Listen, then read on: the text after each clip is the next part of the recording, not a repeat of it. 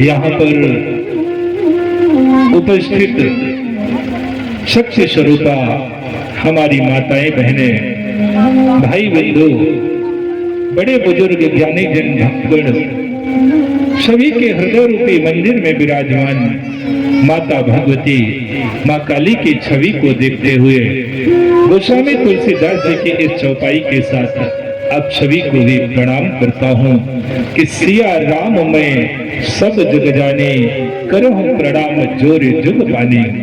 अतः आप सभी को प्रणाम करता हूँ। विशेष रूप से इस त्रिदिवसीय कथा के मुख्य यजमान हमारे परम स्नेही राम स्वरूप जी, उनकी धर्म पत्नी सुमित्रा जी, उनके बेटे बहुएं, उनका पूरा परिवार, ग्रामवासी सभी मिलकर के इस कथा का आयोजन कराकर उसका रसास्वादन कर रहे हैं। इसलिए आप सभी भक्तों को बहुत बहुत दुआएं, मंगल कामनाएं आप सभी भक्तों के। बोलिए श्री सद्गुरुदेव जी भगवान की जय हो। बोलिए माता भगवती माँ काली की जय हो।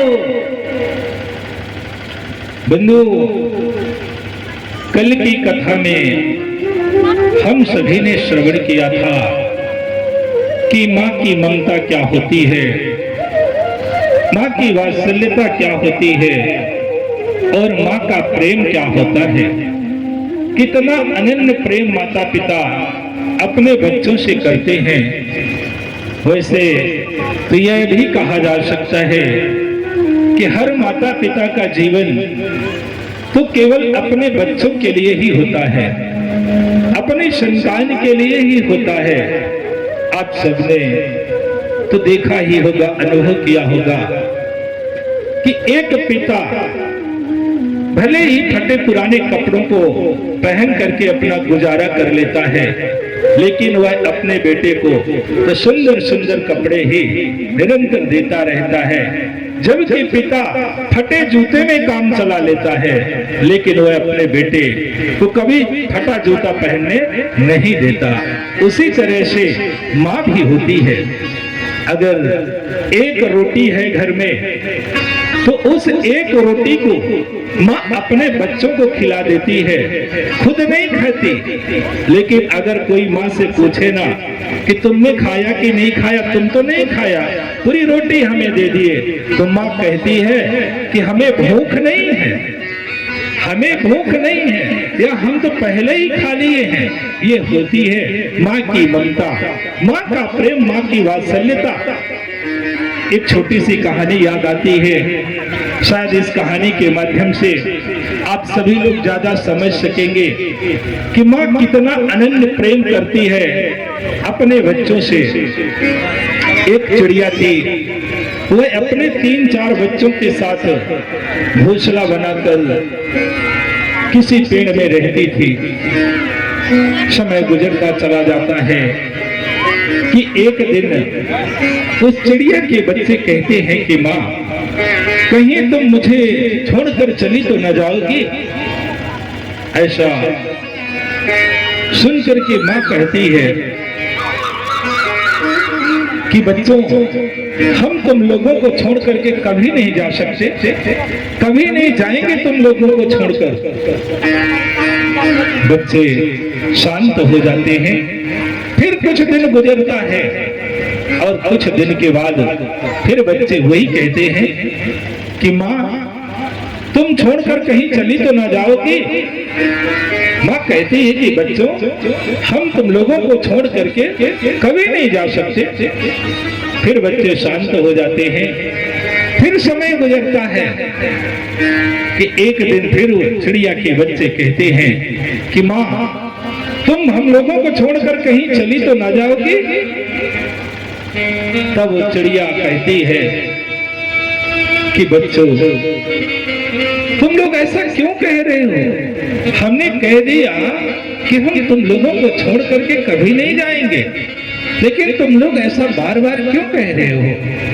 तब चिड़िया के बच्चे कहते हैं कि माँ, हम देखते हैं अन्य लोगों को, अन्य पक्षियों को, कि उनके माता पिता छोड़ देते हैं, छोड़ करके चले जाते हैं। इसलिए माँ, मैं आपसे कहता हूं कि आप कहीं हम लोगों को छोड़कर चली तो न जाओगी। बंधु, ऐसा सुन करके तो माँ जानते हैं क्या करती है। अपने बच्चों को विश्वास दिलाने के लिए माँ अपने पंखों को उखाड़ना शुरू कर देती है और कुछ ही क्षणों में अपने पूरे पंखों को उखाड़ करके वह फेंक देती है, गिरा देती है जमीन में और कहती है कि लो बच्चों, अब तो तुम लोगों को विश्वास हो गया ना कि हम छोड़ करके तुम्हें कहीं नहीं जाएंगे, क्योंकि अब तो हमारे पंखे ही नहीं हैं, तो हम उड़ भी नहीं सकते, और जब उड़ेंगे नहीं तो तुम लोगों को छोड़कर कहीं जा नहीं सकते।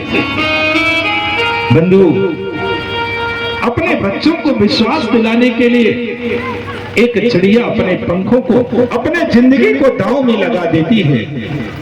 समय गुजरता चला जाता है कि एक दिन उसी जंगल में आग लग जाती है, जिस जंगल में चिड़िया अपने बच्चों के साथ रहती थी। आग की खबर जब चारों तरफ फैल जाती है तो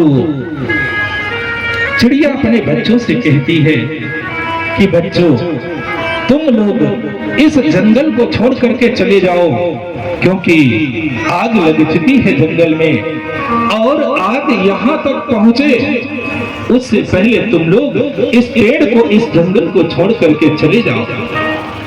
बच्चे कहते हैं कि माँ, हम तुम्हें अकेले छोड़कर कैसे जा सकते हैं।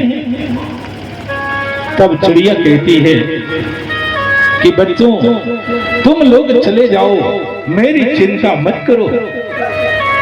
और ऐसा सुन करके आज चिड़िया के सभी बच्चे चिड़िया को उसी घोंसले पर छोड़ करके चले जाते हैं, और इधर आग उस पेड़ तक पहुंचने से पहले ही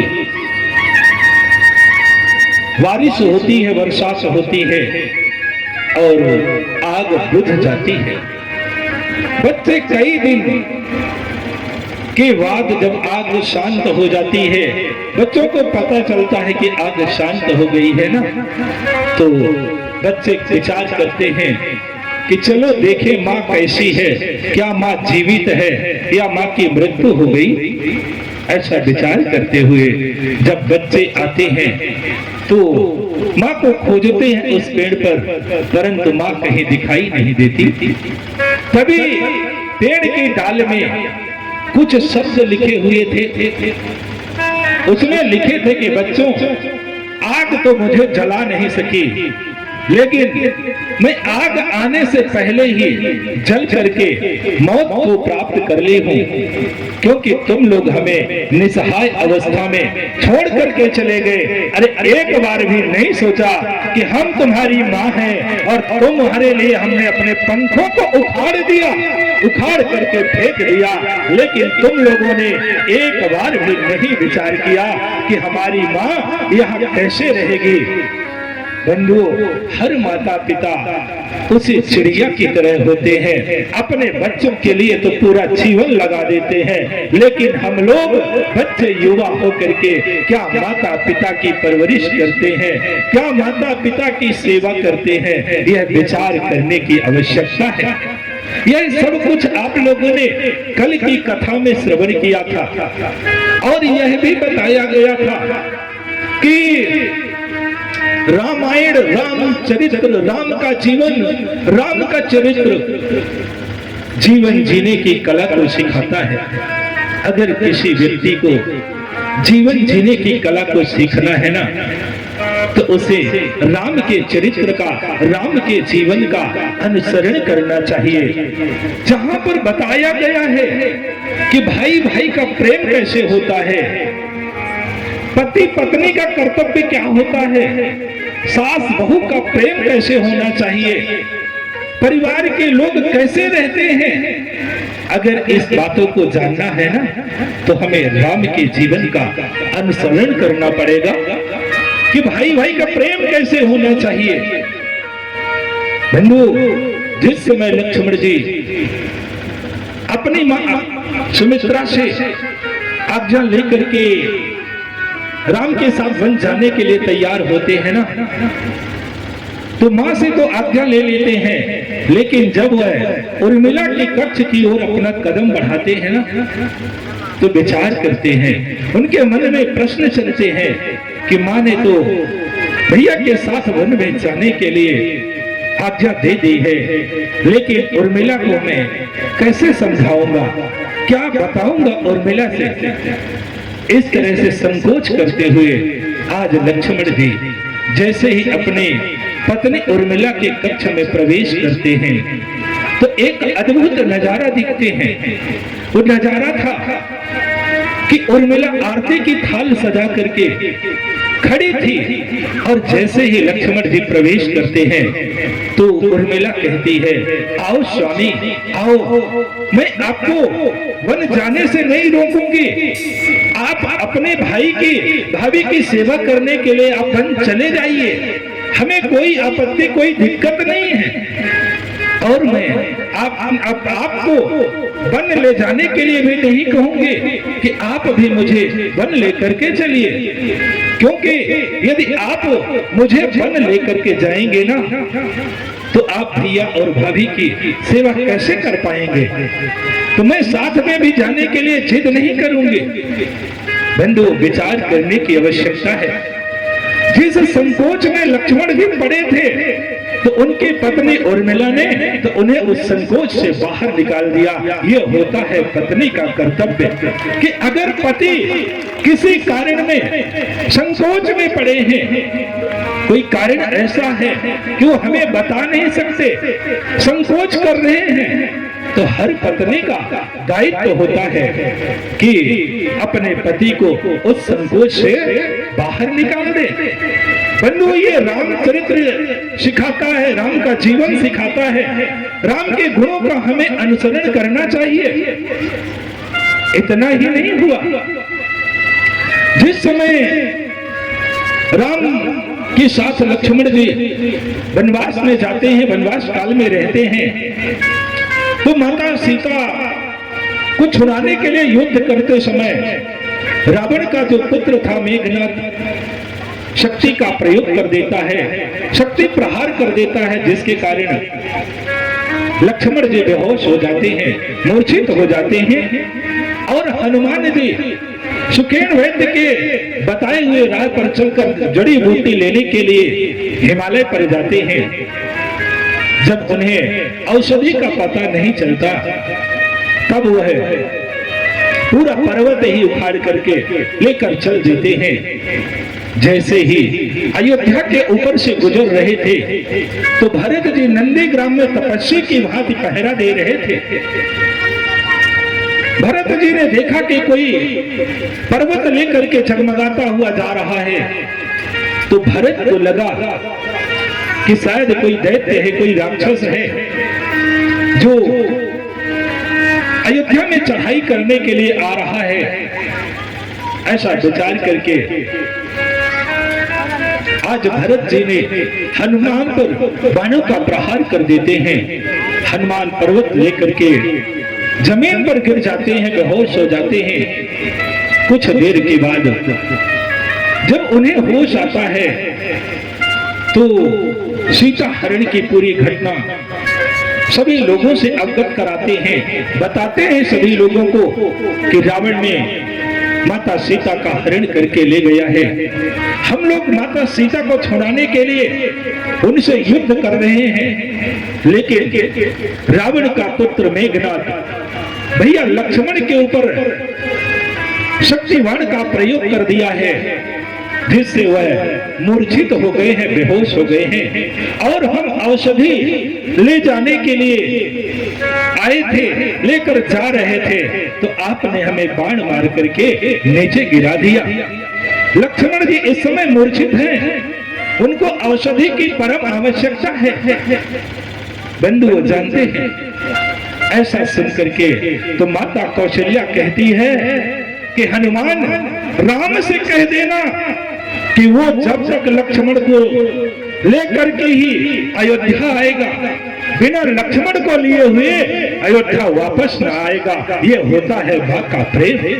बंधुओं, सुमित्रा सुनती है, उस समय सुमित्रा सुनती है और हनुमान से कहती है कि हनुमान, आप राम से ये मत कहना, आप राम से ये मत कहना, राम से कह देना कि कोई बात नहीं है, अगर लक्ष्मण की मृत्यु हो गई है तो हो जाने दीजिए, अभी तो हमारे पास एक और पुत्र है, शत्रुघ्न है, अगर जरूरत पड़ेगी तो हम उसे भी भेज देंगे।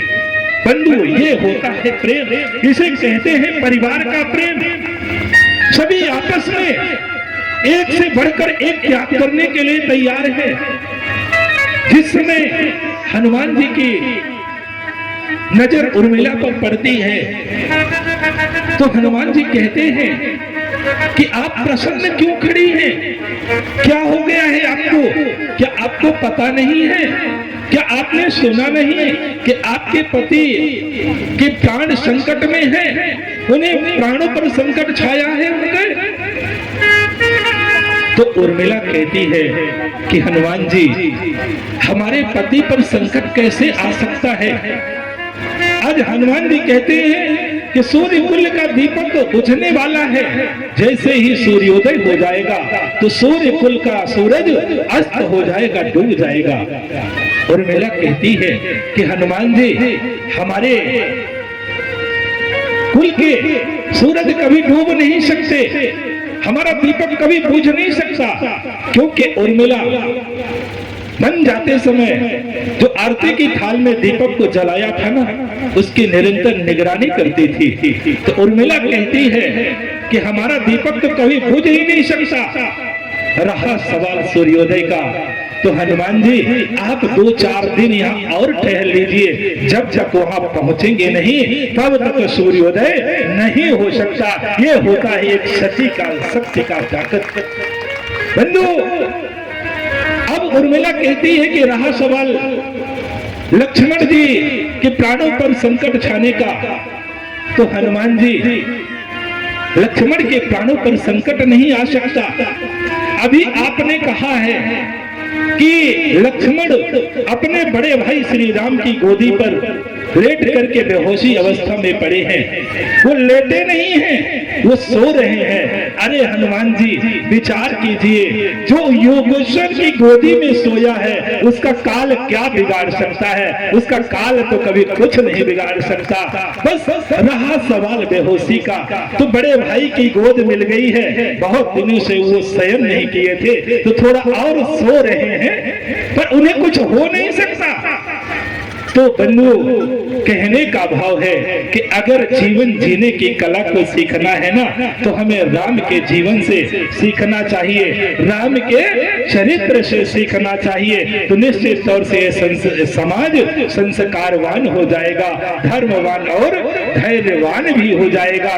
क्योंकि राम के पास कितनी मुसीबत आई जीवन में, शायद जहां तक मेरा विचार है तो इस संसार में, इस दुनिया में जितना राम का जीवन दुखी था, उतना क्या हम लोगों का जीवन दुखी है?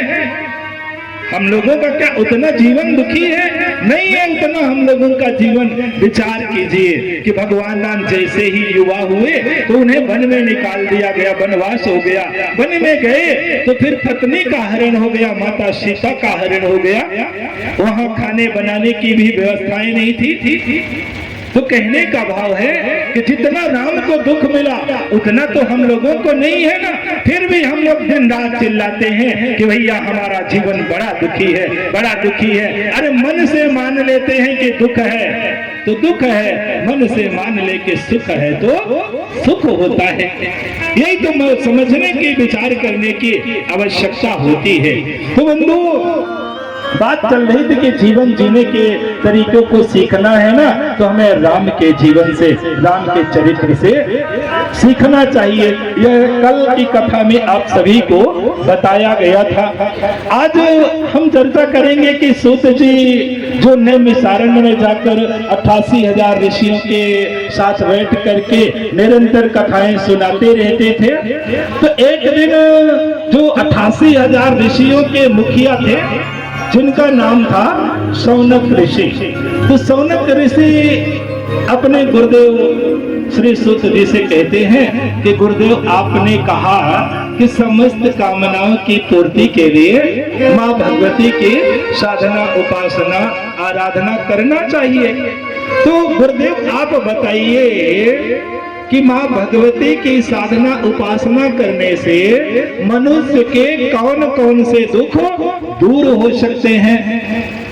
क्योंकि उन ऋषियों को पता था, उन ऋषियों को पता था कि कलयुग में जो है तो ऐसे लोग होंगे कि तर्क पर तर्क करते चले जाएंगे। लोग पूछेंगे, कलयुग के लोग पूछेंगे कि कौन कौन से दुखों का अंत हो सकता है कथा सुन करके, सत्संग सुन करके, माँ भगवती की महिमा का गान करके। तो आज सभी ऋषिगण गुरुदेव श्री सूत जी से पूछते हैं कि गुरुदेव, कौन कौन सी समस्याओं से मुक्ति पाई जा सकती है माँ भगवती की कथा को सुन करके? तो सूत जी अपने शिष्यों को, उन 88,000 ऋषियों को अवगत कराते हुए कहते हैं कि उपसर्ग भयं घोरं महामारी समुद्भवम् उत्पातानि खिलंसि चापि हन्ति श्रवणमात्रितः। आज सूत जी कहते हैं कि ऋषियों, जब अनावृष्टि होती हो, अतिवृष्टि होती हो, उल्कापात उठ रहे हो, भूकंप आ गए हो, अथवा महामारी फैल रही हो, जैसे अभी 2-3 वर्ष पूर्व, 4 वर्ष पूर्व कोरोना काल फैला था ना, कोरोना महामारी फैली थी। कोरोना माने कौन कौन नहीं रोया होगा इस कोरोना काल में? लगभग कोरोना तो सबको बता दिया कि अपना कौन है, पराया कौन है। यहाँ तो कोरोना काल में भैया देखा गया है कि लोग अपने परिजन की लाश तक को भी हाथ नहीं लगाते थे। तो आज सूत जी कहते हैं कि ऋषियों, जब महामारी फैल रही हो और भूकंप आ रहा हो, उल्कापात उठ रहे हो, प्रकृति के उपद्रव हो रहे हो, तो ऐसी स्थिति में हन्ति श्रवण मात्रतः, क्या बताया? हन्ति श्रवण मात्रतः, केवल माँ भगवती की कथा को सुनने से यह सभी प्रकार के उपद्रव शांत हो जाते हैं। फिर सूत जी यहीं पर नहीं रुकते, क्योंकि वो जानते थे सूत जी कि कलयुग में बड़े तार्किक लोग होंगे, तर्क पर तर्क करेंगे। तो सूत जी और आगे भी बताते हैं। सूत जी कहते हैं कि बालिग्रह कृतम यच्च भूत प्रेत कृतम वयम् देवी भागवतस्यासु श्रवणादयाति दूरतः।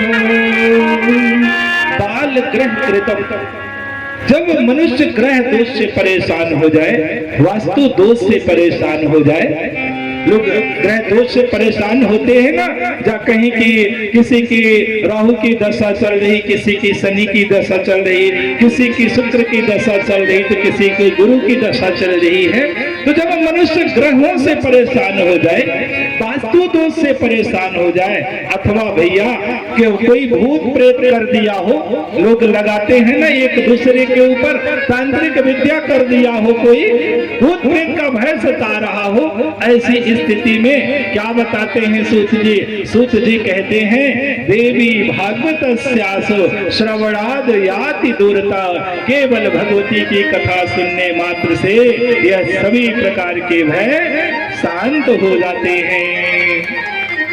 आगे सूत जी कहते हैं कि अपुत्रो लभते पुत्रम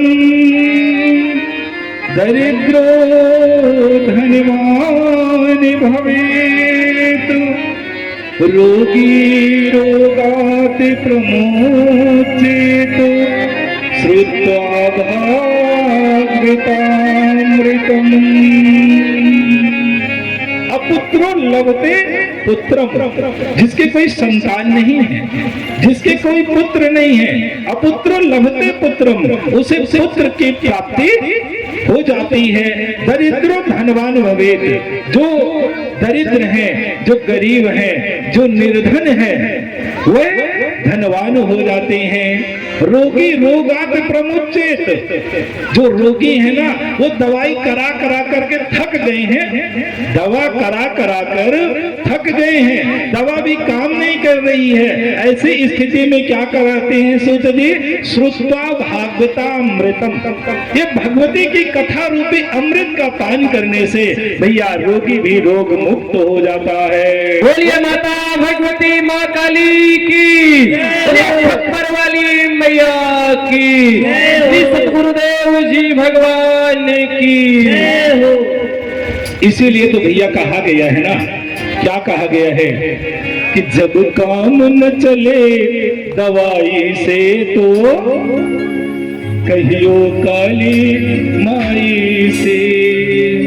वो जब काम न चले दवाई से तो कहियो काली माई से। जब काम न चले दवाई से तो कहियो काली माई से। जब काम न चले दवाई से तो कहियो काली माई से। जब काम न चले दवाई से तो कहियो काली माई से।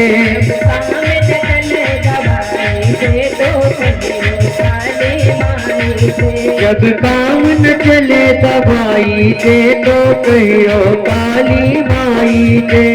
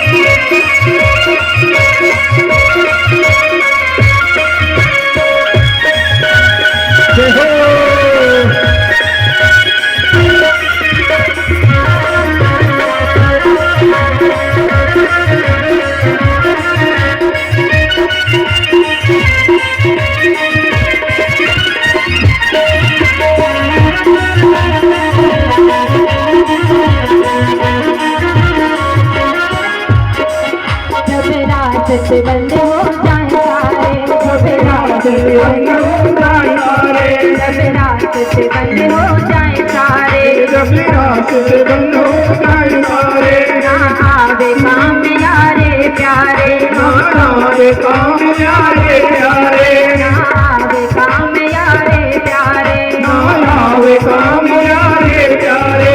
जब भागे भागे गुहारे लो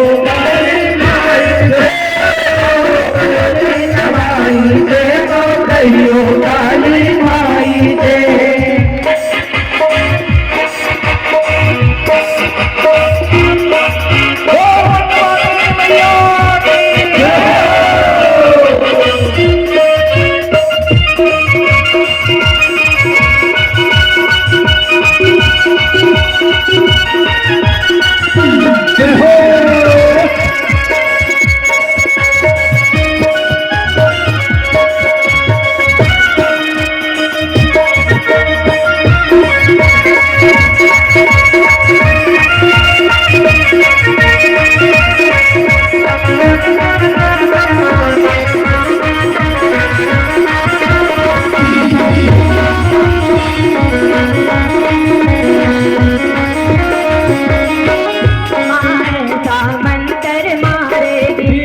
ऐसा मंतर मारेगी, मंतर मारेगी, माँ ऐसा मंतर मारेगी, मेरा सोया भाग्य जगा देगी, मेरा सोया भाग्य जगा देगी, मेरा सोया भाग्य जगा देगी। मेरा सोया भाग्य जगा देगी। जब मैया तेरे घर आएगी तो कहियो काली माई से, जब भैया चले दवाई दे तो कहियो काली माई दे।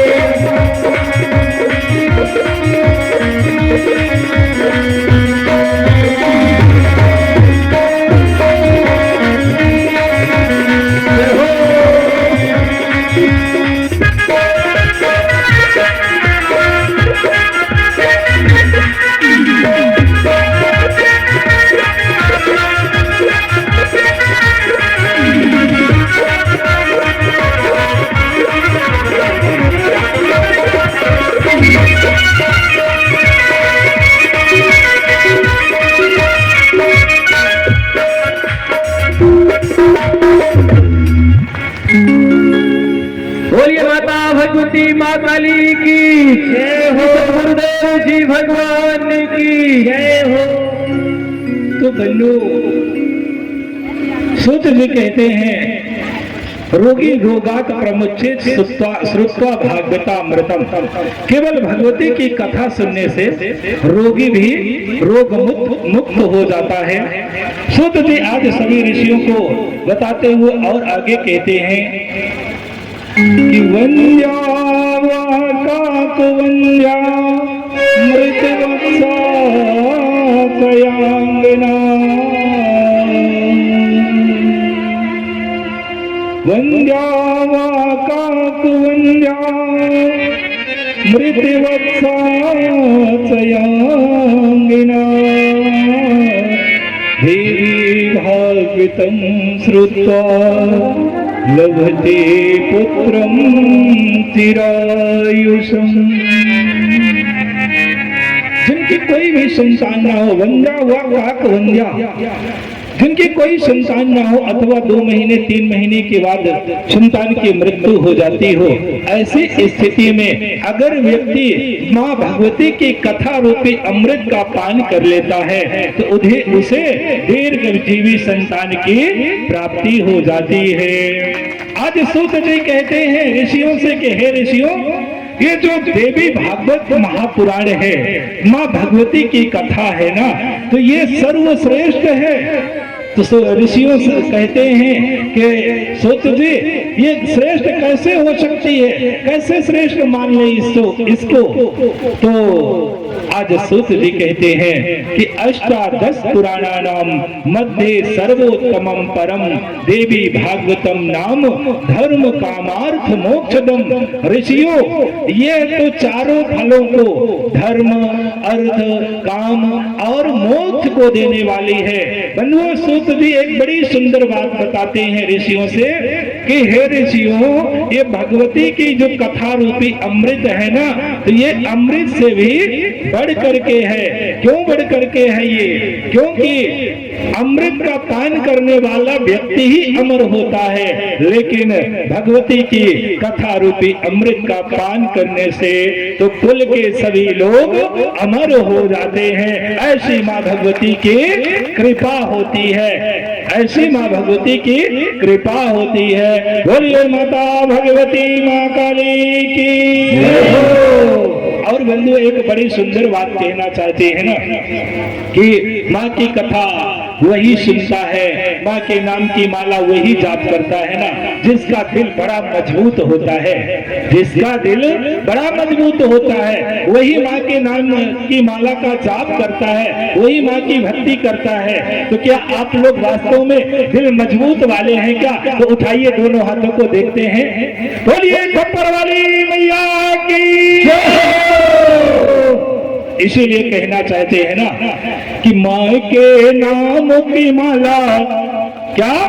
अरे माँ के नाम की माला जपेगा कोई दिल वाला, माँ के नाम की माला जपेगा कोई दिल वाला, माँ के नाम की माला जपेगा कोई दिल वाला।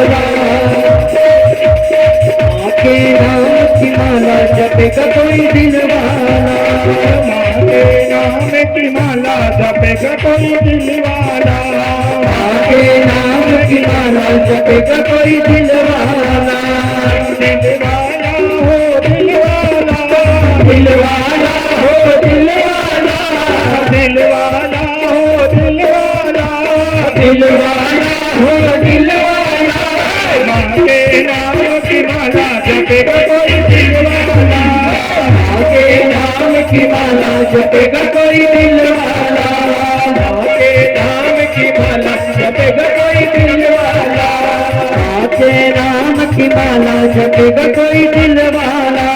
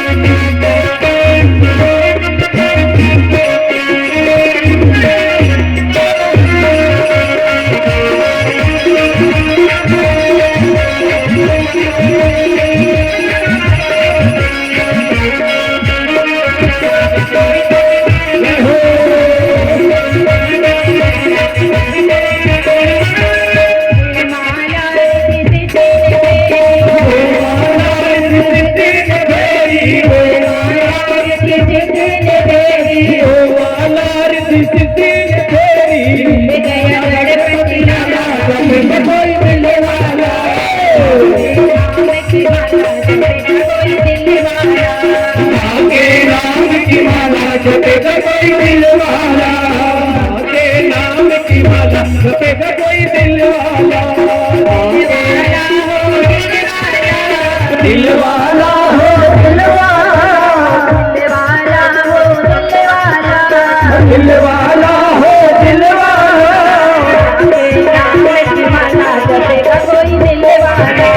माँ के नाम की माला जपेगा कोई दिल वाला, माँ के नाम की माला जपेगा कोई दिल वाला, माँ के नाम की माला जपेगा कोई दिल वाला।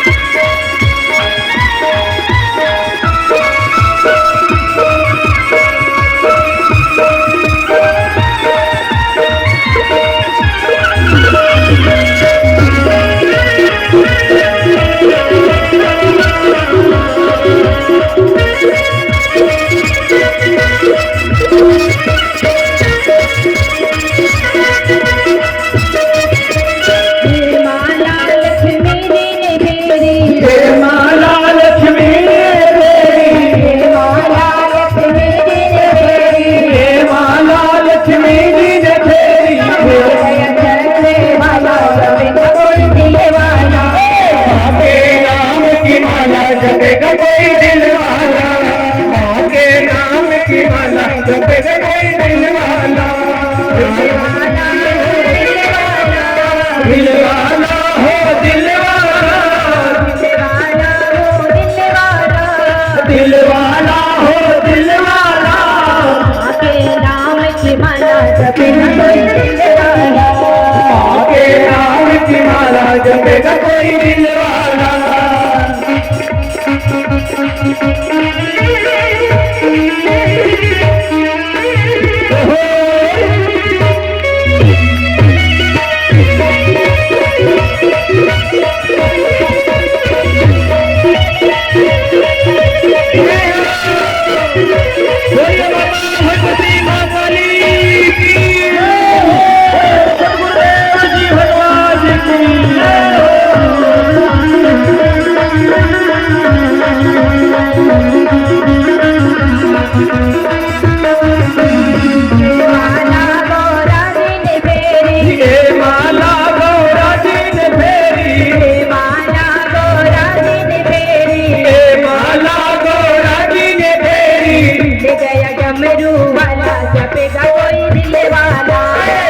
के नाम की माला जपेगा कोई दिल वाला, माँ के नाम की माला जपेगा कोई दिल वाला।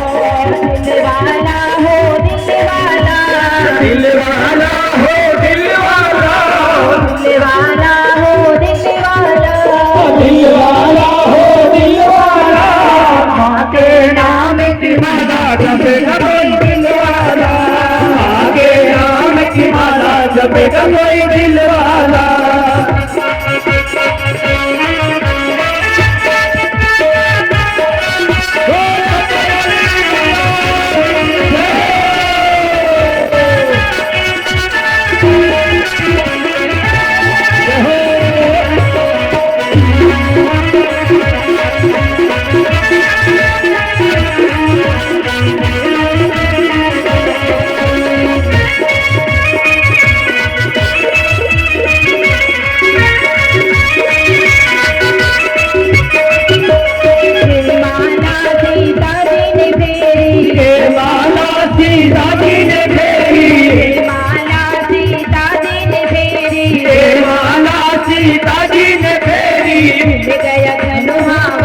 जपेगा कोई दिल वाला, मिल गया धनुआ वाला जपेगा कोई दिल वाला, माँ के नाम की माला जपेगा कोई दिल वाला, माँ के नाम की माला जपेगा कोई दिल वाला।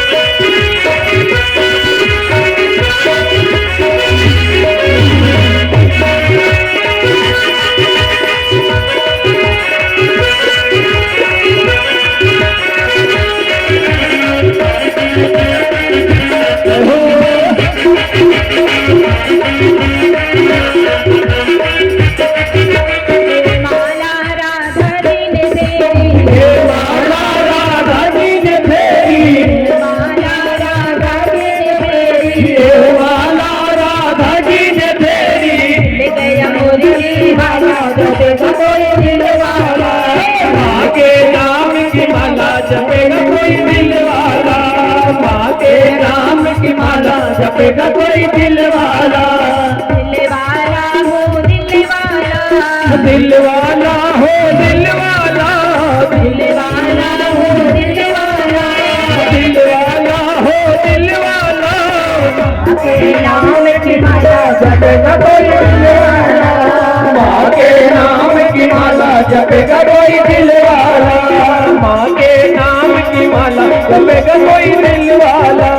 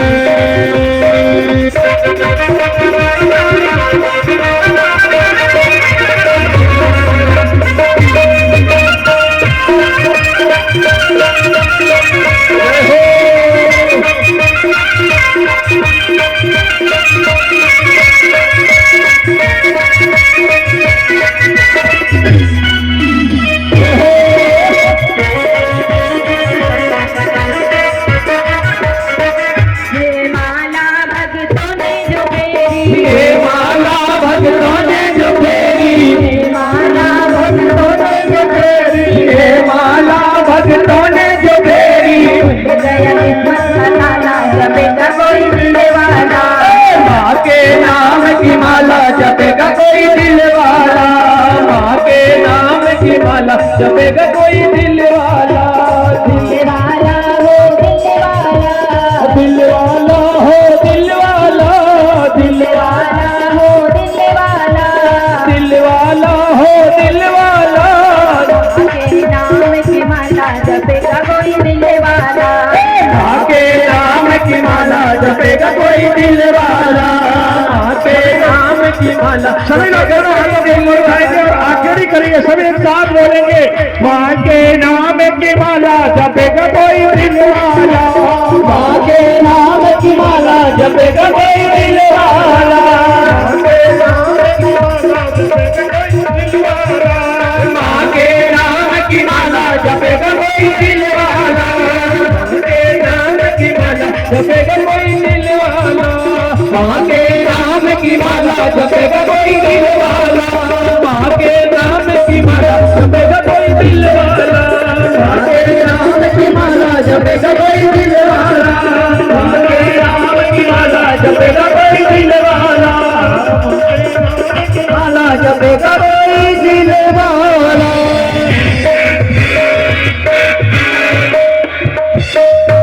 बोलिए माता भगवती माँ काली की जय, सतगुरुदेव जी भगवान की जय हो, बोलिए सच्चे दरबार की जय हो। तो बंधु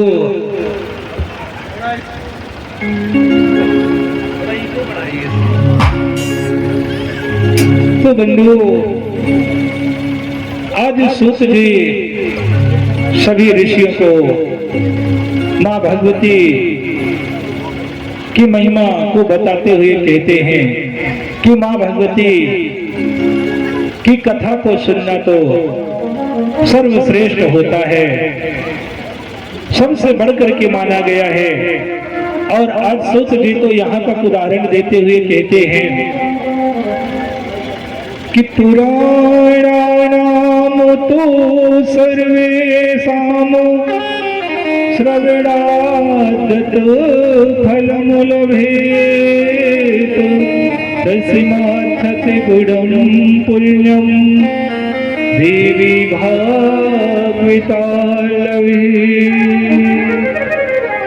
आज सूत जी कहते हैं कि ऋषियों 18 पुराण होते हैं और उन 18 पुराणों को सुनने से जितना फल प्राप्त होता है उससे 100 गुना ज्यादा माँ भगवती की कथा को सुनने में प्राप्त होता है, पुण्य फल मिलता है। 100 गुना ज्यादा जितना अन्य पुराणों को सुनने में लाभ होता है, पुण्य होता है, उससे 100 गुना ज्यादा भगवती की कथा को सुनने से लाभ होता है। आज सूत जी कहते हैं कि यथा सरित्सु प्रवरा गंगा देवेषु शंकरः काव्ये रामायणं यज्ज्योतिष्मस्तु यथा रविः। यथा सरित्सु प्रवरा गंगा, जैसे गंगा जी का इस संसार में बड़ा महत्व है, उनकी तुलना अन्य नदियों से नहीं की जा सकती। यथा सरित्सु प्रवरा गंगा देवेषु शंकर है, और देवताओं में भगवान शंकर को श्रेष्ठ माना गया है। वह देव नहीं है, वह तो महादेव है। इसलिए बोलिए महादेव भगवान की जय हो। फिर कहते काव्यों में रामायण को श्रेष्ठ माना गया, जो वाल्मीकि रामायण है उसे श्रेष्ठ माना गया है, वो काव्य है, उसे श्रेष्ठ माना गया है। प्रकाश देने में किसको माना गया है? सूर्य को माना गया है। फिर कहते हैं सूत जी अल्लादिका नाम चंद्रस्य धनांच यथा यशः क्षमावताम भूमिर गंभीर्यो सागरो तथा। आह्लाद का नाम चंद्रस्य, शीतलता देने में किसको श्रेष्ठ माना गया है? चंद्रमा को माना गया है। धन में यश को श्रेष्ठ माना गया है। और क्षमा करने में सबसे श्रेष्ठ किसको माना गया है? क्षमा करने में सर्वश्रेष्ठ किसको माना गया है? पृथ्वी को। पृथ्वी माता किसी को नहीं कहती कि तुम पाप कर्मी हो, हमारे ऊपर से हट जाओ, क्या किसी को कहती है? नहीं, वो सभी को क्षमा कर देती है, पुत्रवत सभी से प्रेम करती है। फिर गंभीरता में किसको श्रेष्ठ कहा गया है? गंभीर्य सागरों तथा, सागर को, समुद्र को श्रेष्ठ कहा गया है। सागर में चाहे जितनी बाढ़ आ जाए, क्या उसमें कभी उफान आता कि बाढ़ आती है? नहीं आती। बाढ़ तो उनमें आती है जो छोटे मोटे नदी नाले होते हैं। कई नदी नाले तो ऐसे भी होते होते हैं कि भैया बादल को देख करके ही उनमें उफान आ जाता है। जैसे संसार में जो थोड़ा बहुत किसी के पास धन आ जाता है ना, तो कई लोग होते हैं तो फिर वो सीधा तान करके चलते, फिर सीधे नहीं चलते। इस दुनिया में आप सबने देखा होगा। लेकिन भैया इसी दुनिया में बहुत से ऐसे लोग हैं ना कि उनके पास अटूट धन है, गिनती ही नहीं है, परंतु वो विनम्रता से ही बात करते हैं, वो कभी अकड़ कर नहीं चलते हैं। इसीलिए तो कहा गया है ना कि विद्या ददाति विनयम, सच्ची विद्या व्यक्ति को विनम्र बना देती है। सच्ची विद्या व्यक्ति को विनम्र बना देती है। तो कहा गया है कि गंभीरता में सागर को श्रेष्ठ माना गया है। फिर सूत जी कहते हैं कि मंत्राणाम चैव सावित्री पापनासे हरे स्मृति अष्टादश पुराणानाम देवी भागवतम तथा।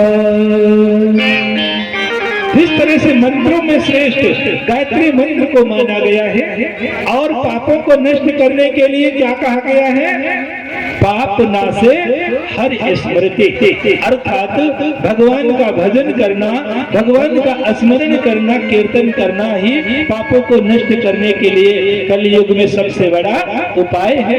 गोस्वामी जी ने भी तो यही कहा है ना कि कलयुग केवल नाम आधारा, सुमिर सुमिर नर उतरे ही पारा। तो कलयुग में भैया तो केवल भगवान का भजन कीर्तन ही साथ देता है, संसार सागर से पार लगा देता है। तो आज सूत जी उदाहरण देते हुए कहते हैं कि ऋषियों, उसी तरह से ये जो देवी भागवत नामक महापुराण है, अर्थात भगवती की कथा है, तो वह सर्वश्रेष्ठ है। माँ भगवती की कथा सर्वश्रेष्ठ है। वह तो जगत जननी है, जगत माता है, देवादि देवों की जननी है, जिससे शक्ति पाकर के ब्रह्मा विष्णु भी अपने अपने कार्य को निरंतर संचालित करते रहते हैं। एक बार बड़े भाव के साथ दोनों हाथों को ऊपर उठाइए और जोर से बोलेंगे, बोलिए माता भगवती माँ काली की जय हो। तो बंधु, वह तो जगत की जननी है, जगत माता है, और निश्चित ही अपने भक्तों पर, अपने बच्चों पर हर माँ कृपा करती है। हर माँ अपने बच्चों पर कृपा करती है। तो उसी तरह से माँ भगवती भी हम सभी के ऊपर कृपा करेंगी, क्योंकि जब संसारिक माँ अपने बच्चों से अनन्य प्रेम करती है ना, तो वो तो जगत की माँ है, माताओं की भी माता है। निश्चित ही वो हम सब के ऊपर कृपा करेगी, दया करेगी। तो आइए हम सभी लोग माँ से निवेदन करते हैं और कहना चाहेंगे माँ से कि जगत जननी दया कर दो, शरण हम तेरे आए हैं। जगत जननी दया कर दो, शरण हम तेरे आए हैं। जगत जननी दया कर दो, शरण हम तेरी आए हैं। शरण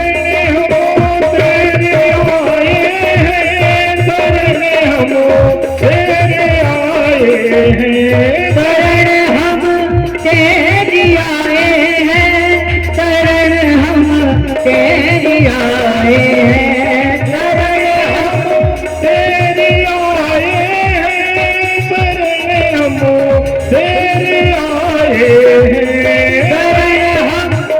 तेरी आए हैं, शरण हम तेरी आए हैं। जगत जननी दया कर दो, शरण हम तेरे आए हैं। जगत जननी दया कर दो, शरण हम तेरी आए हैं।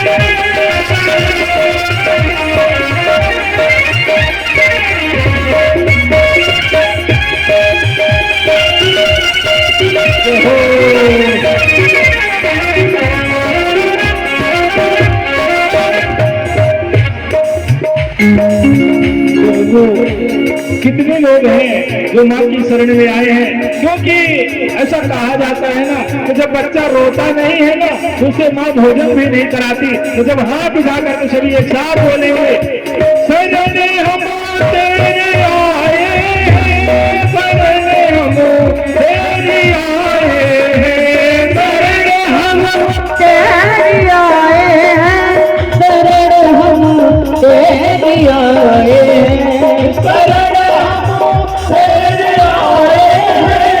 शरण हम तेरे आए हैं, शरण हम तेरी आए हैं, शरण हम तेरी आए हैं। जगत जननी दया कर दो, शरण हम तेरे आए हैं, जगत जननी दया कर दो, शरण हम तेरी आए हैं।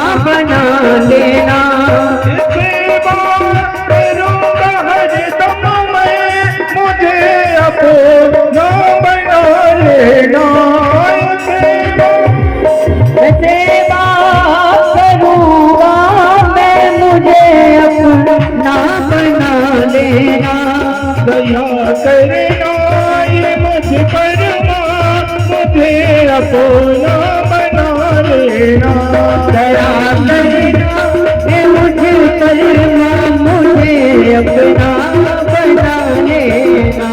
जगत जननी दया करना, शरण हम लेना जगत जननी दया करना, शरण अपने लगाएना। जननी दया करना, शरण हम तेरे आए हैं। जगत जननी दया कर दो, शरण अब तेरी आए हैं।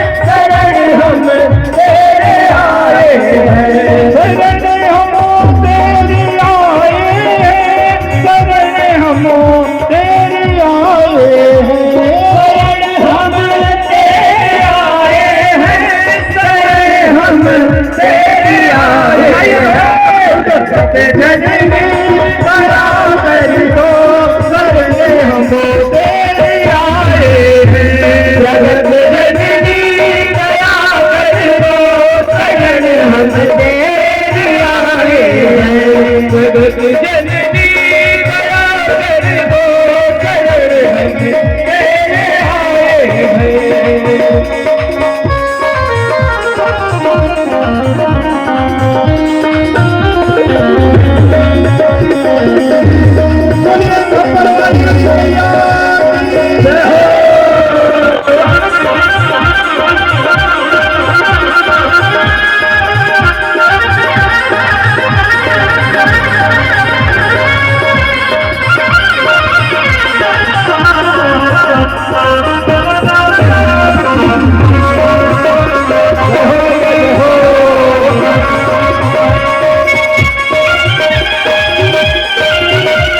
हम तेरे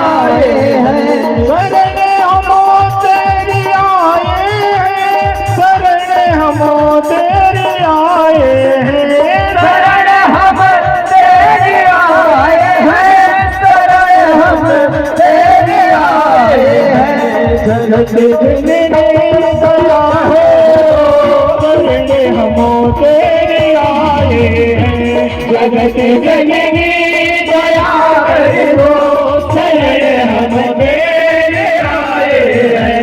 जगत जननी दया कर दो, शरणे हम तेरी आए हैं। जगत जननी दया कर दो, शरणे हम तेरी आए हैं। शरण हम तेरी आए हैं, शरण हम तेरी आए हैं। बोलिए माता भगवती माँ काली की, बोलिए श्री सद्गुरुदेव जी भगवान की, बोलिए सच्चे दरबार की। तो बंधु, इस तरह से सूत जी 88,000 ऋषियों को माँ भगवती के विषय पर अवगत कराते हैं, बताते हैं उन्हें सर्वश्रेष्ठ। अब कोई व्यक्ति भी माँ भगवती को प्राप्त करना चाहता, अर्थात भगवान को पाना चाहता है, तो कैसे प्राप्त करेगा? भगवान को कैसे प्राप्त किया जा सकता है? जब तक व्यक्ति को पता नहीं होगा, जैसे आप लोगों को यदि कोई मिलना चाहता है आप लोगों से, तो उसका काम है कि क्या करेगा? पहले आपकी पता खोजेगा कि आपका नाम क्या है, आप रहते कहाँ हैं और करते क्या हैं। आप जो भी कला में रहते हैं और कोई व्यक्ति आपको जबलपुर में या प्रयागराज में ढूंढना शुरू कर दे तो कभी मुलाकात नहीं हो सकती, और अंत में वो व्यक्ति कह दे कि नहीं इस नाम का कोई व्यक्ति दुनिया में है ही नहीं, तो उस व्यक्ति की अज्ञानता है। उसी तरह से कई लोग कहते हैं कि भगवान नहीं होते, तो भैया सबसे पहले जानना चाहिए कि भगवान कहाँ रहते हैं, भगवान करते क्या हैं और कैसे प्राप्त होते हैं। जब व्यक्ति इन 3 बातों को जान लेगा ना, तो निश्चित तौर से उसे भगवत प्राप्ति हो जाएगी। आज भगवान को पाने के लिए, भगवान का दर्शन करने के लिए तो कोई वृंदावन जाता है, कोई मथुरा जाता है, कोई काशी जाता है, तो कोई बद्रिकाश्रम जाता है। जगह जगह भगवान को खोजते हैं। कई लोग शिरडी भी चले जाते हैं, शिरडी साईं बाबा, शायद भगवान मिल जाए। तो फिर भी प्रयास करने के बाद भी उन्हें भगवत प्राप्ति नहीं होती। क्यों नहीं होती? क्योंकि मनुष्य को पता ही नहीं है कि भगवान कहाँ रहते हैं, भगवान करते क्या हैं और वो कैसे प्राप्त होते हैं। अगर जिस दिन मनुष्य को ये ज्ञान हो जाएगा ना, तो निश्चित तौर से व्यक्ति बड़ी सहजता से, बड़ी सरलता से वह भगवत दर्शन कर लेगा। यही प्रश्न एक राजा ने अपने दरबार में किया था। यही प्रश्न एक दिन एक राजा अपने दरबार में किए थे। राजा बड़े धर्मात्मा थे, बड़े अच्छे थे। उनके दरबार में निरंतर विद्वानों के लिए अलग से आसन लगाए जाते थे। साधु संतों का बहुत सम्मान होता था उनके राज्य में, उनके दरबार में। तो एक दिन राजा अपने दरबारियों से, अपने बीच में जो विद्वान बैठाते थे, उनसे प्रश्न करते हैं कि आप लोग कई दिनों से निरंतर भगवान की रट लगाए रहते हैं। आज आप लोग बताइए कि भगवान कहाँ रहते हैं, भगवान करते क्या है और कैसे प्राप्त होते हैं। इस तरह से राजा के प्रश्नों को सुन करके तो सभी विद्वान चकित रह जाते हैं, दंग हो जाते हैं कि आज तो राजा ने बड़ा अटपटा प्रश्न कर दिया। अब तो राजा के प्रश्नों का उत्तर देना ही पड़ेगा, क्योंकि वो राजा हैं और उनके प्रश्नों का उत्तर देना अनिवार्य है, और नहीं तो वो कुछ भी कर सकते हैं। कहा भी गया है ना कि राजा योगी अग्नि जल इनकी उल्टी रेत, ये हमेशा उल्टा ही चलते हैं। राजा कब कहाँ किसको क्या दे दे कोई ठिकाना नहीं रहता। उसी तरह से योगी होते हैं, संत होते हैं, कब कहाँ किसको क्या दे दे कोई ठिकाना नहीं रहता। उसी तरह से जल और अग्नि कब कहाँ से प्रवाहित होकर के किसके घर को बहा के लेके चले जाए, वो गरीब और अमीर नहीं देखते। तो आज सभी विद्वान विचार करते हैं कि राजा के प्रश्नों का उत्तर तो देना पड़ेगा, क्योंकि हम लोग कई वर्षों से इनके दरबार में रहते हैं, खाते हैं, इन्हीं का अन्न धन लेते हैं, दक्षिणा लेते हैं और चले जाते हैं। तब तो इनके प्रश्नों का उत्तर देना पड़ेगा। ऐसा विचार करते हुए बंधुओं, सभी विद्वान अपने अपने ज्ञान के अनुसार राजा को उत्तर देते हैं, लेकिन कोई भी विद्वान राजा को संतुष्ट नहीं कर पाता। सुबह से शाम हो जाती है, परंतु राजा संतुष्ट नहीं होते। तब राजा अपने सैनिकों को, सेवकों को आदेश देते हैं कि जाओ, अपने ही राज्य में नहीं अपितु आसपास के राज्यों से भी कल विद्वानों की सभा बुलाई जाए और हमें इन प्रश्नों का उत्तर उन विद्वानों से लेना है। राजा का आदेश पाकर जो मंत्री थे, जो सैनिक थे, सेवक थे, वो निकल जाते हैं। राजा भी दरबार से उठकर अपने महल में चले जाते हैं। राजा को रात में नींद नहीं आ रही है, बार बार उनके मन में यही प्रश्न चल रहा है कि भगवान कहाँ रहते हैं, भगवान कैसे प्राप्त होते हैं और भगवान करते क्या हैं। रात गुजर जाती है राजा की, सुबह हो जाता है। राजा स्नान करके और फिर दरबार में प्रवेश करते हैं। जैसे ही राजा दरबार में प्रवेश करते हैं तो सभी विद्वानों के मंच, आसन तो ऊंचे ऊंचे लगे थे, सिंहासन लगे थे, रत्न जटित आसन रखे गए थे और उन ऊंचे ऊंचे सिंहासनों में बड़े बड़े संत महापुरुष विद्वान बैठे थे। तभी राजा प्रवेश करते हैं, सभी संतों को, विद्वानों को प्रणाम करते हैं और कहते हैं कि आज आप सब से हमारा एक निवेदन है कि भगवान कहाँ रहते हैं, भगवान करते क्या हैं और कैसे प्राप्त होते हैं।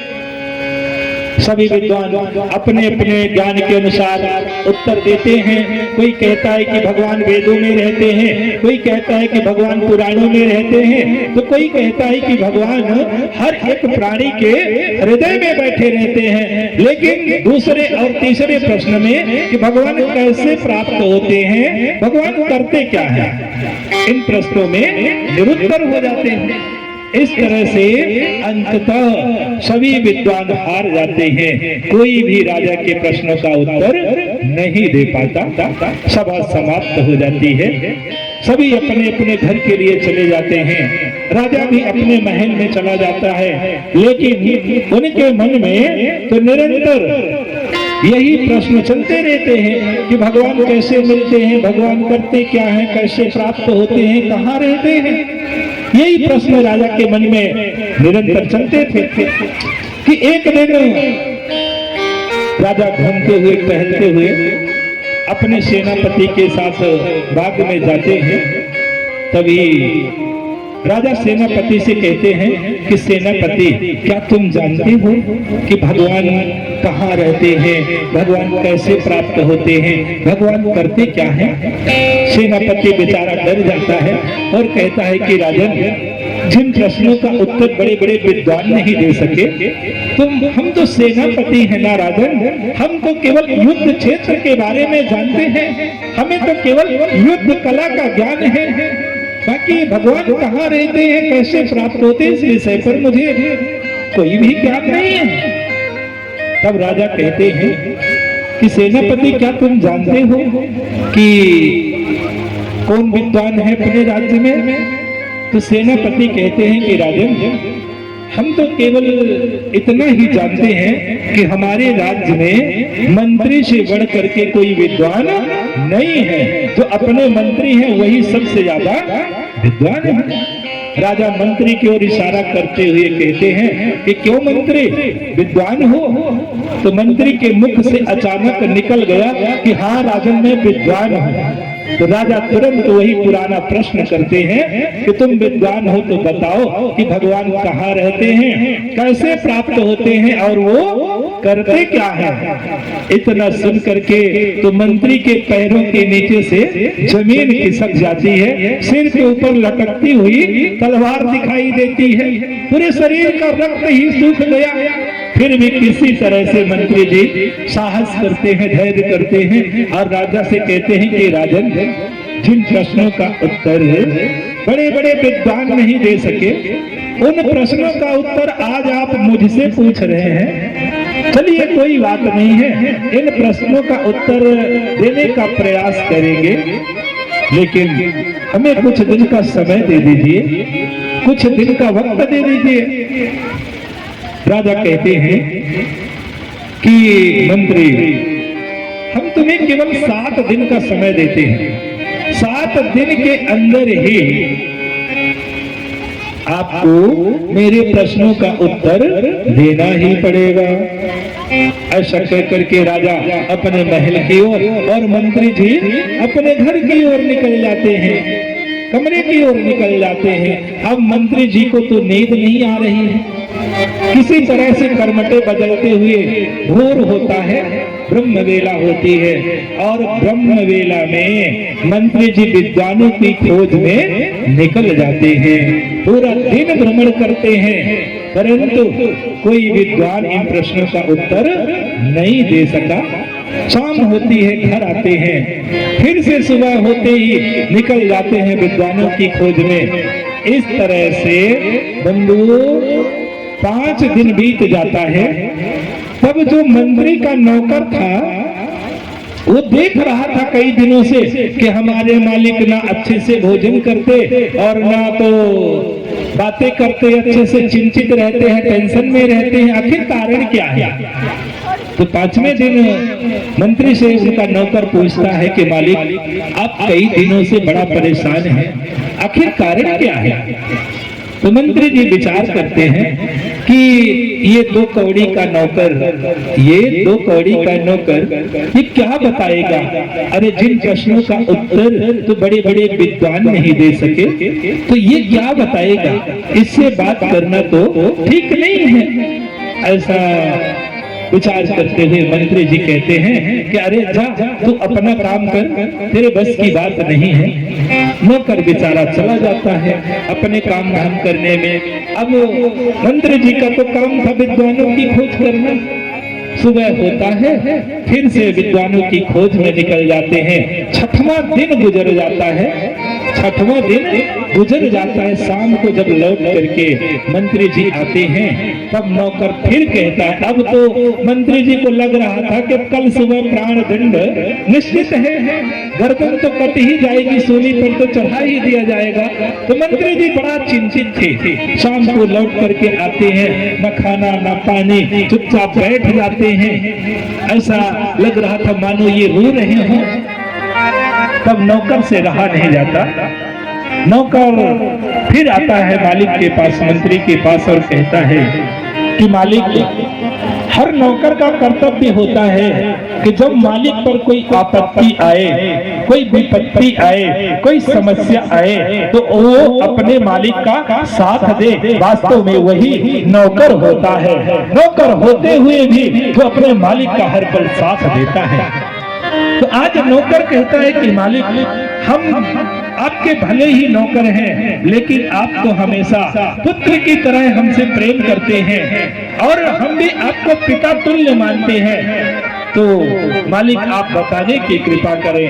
बंधु, ऐसा सुन करके तो मंत्री जी की आंखों में आंसू आ जाते हैं। तब वो अपने नौकर से कहते हैं कि बेटा जानते हैं, कल हमें राजा के द्वारा प्राण दंड दिया जाएगा।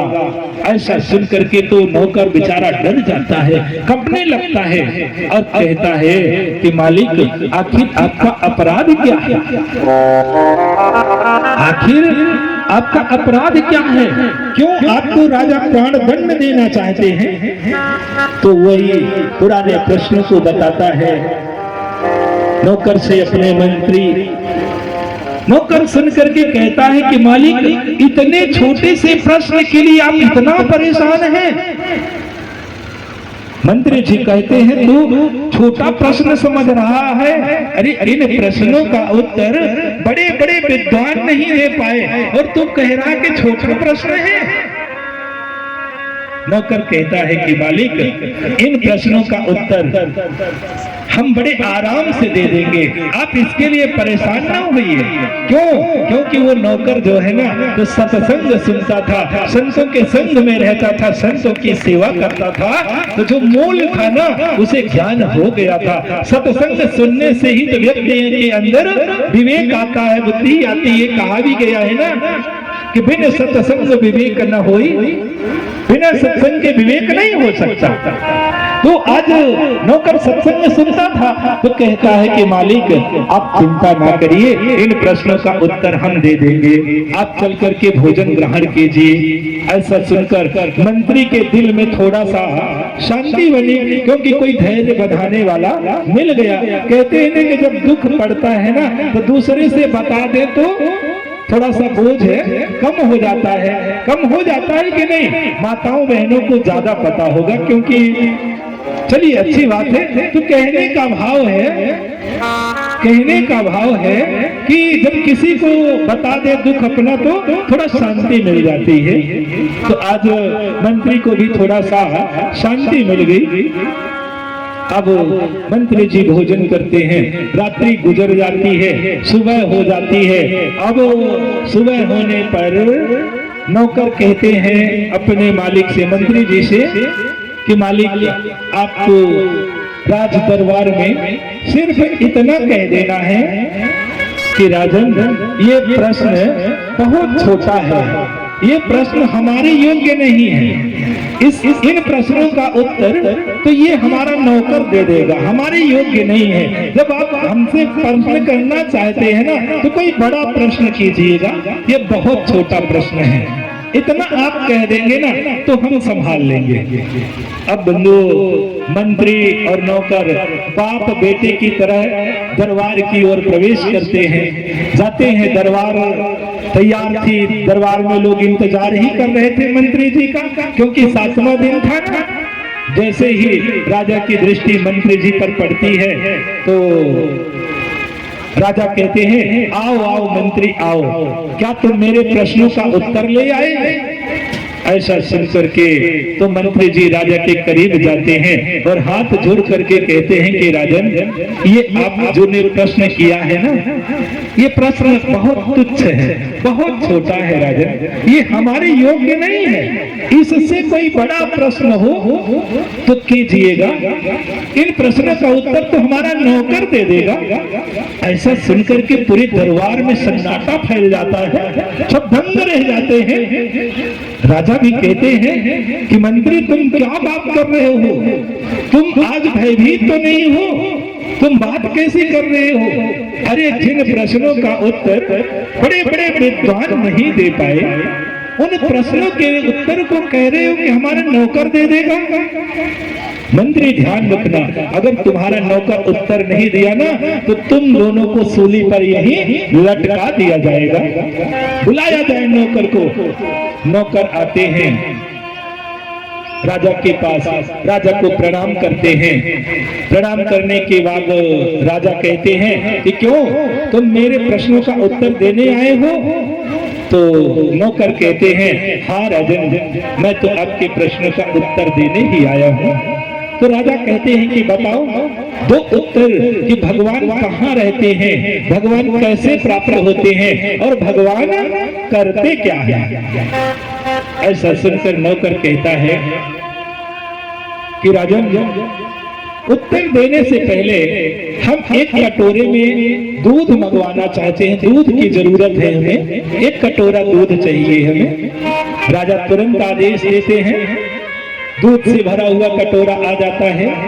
अब करते क्या है, जो नौकर थे तो कटोरे को हाथ में ले करके, और दूध तो भरा था, अब उसमें ऐसे अपनी उंगली गोल गोल घुमा रहे हैं। 1 मिनट हुआ, 2 मिनट हुआ, ऐसे घुमाते हैं, फिर ऐसे देखते हैं। 1 मिनट, 2 मिनट, 4 मिनट, बार बार यही करते हैं। राजा कहते हैं कि तू कर क्या रहा है, इस कटोरे में क्या ढूंढ रहा है? अरे तुझे दूध पीना है तो पी और हमारे प्रश्नों का उत्तर दे, तू खोज क्या रहा है इसमें? तो नौकर कहता है कि राजन, हम इस कटोरे के दूध में घी खोज रहे हैं, इस कटोरे के दूध में घी खोज रहे हैं। तो राजा कहते हैं कि मूर्ख, अरे तुझे घी मंगवाना था, घी की जरूरत थी तो घी मंगवाता, दूध क्यों मंगवा लिया? तो नौकर बड़ा सुंदर जवाब देता है। नौकर कहता है कि राजन, हमने सुना है कि दूध में ही घी रहता है, पर हम बार बार खोज रहे हैं परंतु घी कहीं दिखाई तो नहीं देता। तो राजा कहता है कि तू मूर्ख है क्या? अरे दूध से घी निकालने की एक विधि होती है। पहले दूध को गर्म किया जाता है, फिर ठंडा किया जाता है, फिर उसमें खटाई डाली जाती है, दही बनाई जाती है, और दही को जब मथा जाता है तब घी निकलता है। तो नौकर कहता है कि बस राजन, ये पहले प्रश्न का उत्तर है कि भगवान कहाँ रहते हैं। बोला कैसे? बोला कैसे? तो नौकर कहता है कि राजन, जिस तरह से कटोरे में दूध भरा है और दूध में घी छिपा है परंतु दिखाई नहीं देता, घी को देखने के लिए, घी का दर्शन करने के लिए एक विधि होती है, उसी तरह से परमात्मा कण कण में व्याप्त है परंतु दिखाई नहीं देता। और जब कोई भी व्यक्ति गुरु रूपी मंत्र रूपी खटाई को डालता है और फिर साधना और संयम की मथने से मथता है तो भगवान प्रकट हो जाते हैं हृदय रूपी कटोरे में। ऐसा उत्तर सुन करके तो सभी दरबारी दंग रह जाते हैं, चकित हो जाते हैं कि अरे जिन प्रश्नों का उत्तर बड़े बड़े विद्वान नहीं दे पाए, एक मामूली सा नौकर उन प्रश्नों का उत्तर दे गया। राजा कहते हैं कि वह विधि क्या तुम्हें मालूम है? तो नौकर कहता है हाँ राजन, वह विधि हमें मालूम है कि भगवान कैसे प्राप्त होते हैं, वह विधि हमें मालूम है। राजा कहते हैं कि ठीक है, बाद में बता देना, लेकिन अब तीसरे प्रश्न का भी उत्तर दो, क्योंकि था ना यदि उत्तर नहीं दे पाए तो फिर सीधे सूली पर प्राणदंड मृत्यु दंड दिया जाएगा। तो राजा कहते हैं कि बाद में हम तुमसे पूछेंगे कि भगवान कैसे मिलते हैं, लेकिन उससे पहले तो हमें तीसरे प्रश्न का उत्तर दे दो कि भगवान करते क्या है।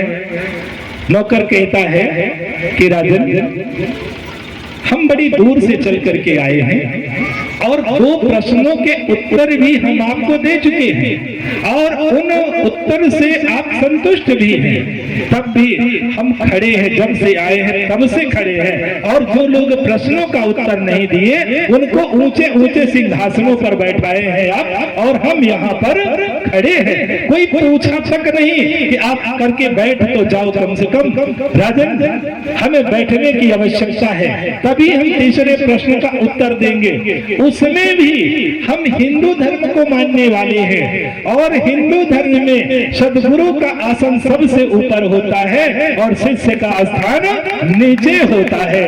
तो राजन आप जिज्ञासु हैं, हमसे पूछ रहे हैं, प्रश्न कर रहे हैं और हम आपके प्रश्नों का उत्तर दे रहे हैं, इसलिए हमें भी ऊंचे आसन पर बैठने की आवश्यकता है।